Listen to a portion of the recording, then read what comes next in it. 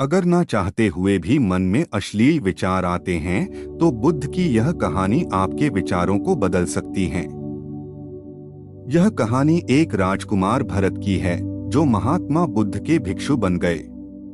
बुद्ध अपने भिक्षुओं को उपदेश देने के साथ साथ उनको भिक्षाटन के लिए भेजते थे, जहां से उनको भिक्षा मिलती। भरत को महात्मा बुद्ध ने भिक्षा लेने के लिए एक श्राविका के घर पर भेजा। भरत रास्ते में चलते हुए सोच रहे थे कि ना जाने आज खाने में क्या मिलेगा।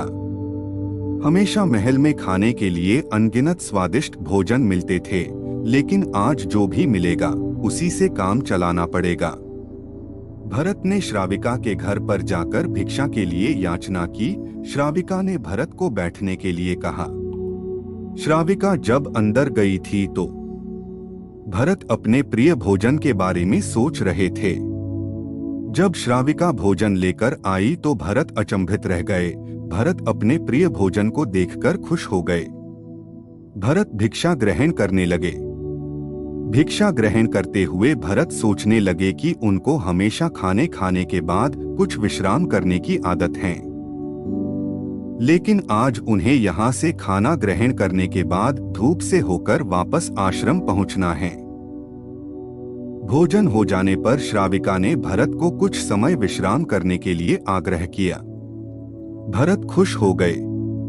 सारी इच्छाओं की पूर्ति होते देख भरत इसको एक संयोग मानकर कुछ देर के लिए लेट गए। लेटते हुए भरत सोचने लगे कि आज तो सोने को मिल गया, लेकिन मेरे सर से हमेशा के लिए छत का साया तो मिट गया है। जब भरत सोकर उठे तो श्राविका ने कहा कि आपको जब तक यहाँ पर रहना है आप यहाँ पर ठहर सकते हैं। अब भरत समझ गए कि ये कोई संयोग नहीं है। श्राविका जरूर मेरा मन पढ़ रही हैं। भरत खड़े हुए। भरत ने श्राविका से पूछा, मुझे क्षमा कीजिए पर क्या आप मेरा मन पढ़ सकती हैं? आप यह सब कैसे कर लेती हैं? श्राविका ने कहा, शुरू में मेरे लिए ये कठिन था, लेकिन मैंने खुद के विचारों को देखना शुरू किया। शुरू में मेरे विचारों की संख्या अनगिनत थी, पर मैंने अपना पूरा ध्यान उन विचारों पर केंद्रित किया। मैंने बिना पक्ष विपक्ष के अपने विचारों को देखना जारी रखा। धीरे धीरे मेरे विचारों की संख्या कम होती गई। मेरे सारे व्यर्थ विचार दूर होते गए। तब से मैं दूसरों के विचार पढ़ लेती हूँ। यह सब सुनकर भरत घबरा गए। भरत ने श्राविका से आज्ञा ली और वहां से निकल पड़े। रास्ते में चलते हुए भरत अपने मन के विचारों का स्मरण करने लगे। भरत के मन में श्राविका के बारे में अश्लील विचार आए थे। श्राविका ने भरत के बारे में क्या सोचा होगा? भरत को खुद पर शर्म आ रही थी। भरत आश्रम पहुंचे। भरत ने बुद्ध से कहा कि अब से वह कभी भिक्षाटन के लिए नहीं जाएंगे। बुद्ध ने भरत को नीचे बैठाया और कहा, क्या हुआ, तुम मुझे अपनी व्यथा विस्तार से बताओ। भरत ने विस्तार से सारी बात बताई। भरत की बातों को सुनकर बुद्ध ने कहा कि आज से 7 दिनों के लिए श्राविका के घर पर भिक्षा के लिए तुम ही जाओगे, लेकिन तुमको कुछ बातों का ध्यान रखना पड़ेगा। कल तुम जाते हुए अपने चित्त को पूरे होश में रखना। तुम्हारे अंदर कौन से विचार उठ रहे हैं उन पर ध्यान केंद्रित करना। होशपूर्ण और जागृता के साथ ध्यान करना कि कौन सी वासना तुम्हारे भीतर उठ रही हैं। इन सभी का ध्यान करते हुए जाना और फिर मुझसे विचार विमर्श करना।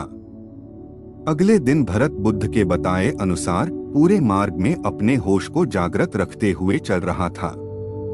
जैसे जैसे श्राविका का घर नजदीक आ रहा था, भरत की घबराहट बढ़ रही थी। भरत ने अपनी घबराहट को एक तरफ करते हुए बुद्ध के विचारों पर ध्यान केंद्रित किया। जब भरत श्राविका के घर पर पहुंचा तो उसके दिमाग में केवल एक सन्नाटा था, जिसके भीतर कोई वासना नहीं, कोई कामना नहीं, ना कुछ अच्छा पाने की इच्छा थी। भिक्षु भरत ने भिक्षा ली, ग्रहण की और वहां से वापस निकल गया। आज भरत रास्ते में नाचते हुए आया। आज उसको जिस आनंद की अनुभूति हुई वह अद्भुत थी। आज से पहले इस आनंद को उसने कभी महसूस नहीं किया। भरत ने आश्रम जाकर बुद्ध को प्रणाम किया। यह कहानी हमें यह सिखाती है कि मन को नियंत्रित करना और अपने विचारों को ध्यान में रखना बहुत महत्वपूर्ण है। अश्लील या अनुचित विचारों को अपने मन से हटाकर उपयुक्त और उत्तम विचारों को प्रोत्साहित करना चाहिए। इससे हम अपने जीवन को संतुलित, सकारात्मक और समृद्ध बना सकते हैं।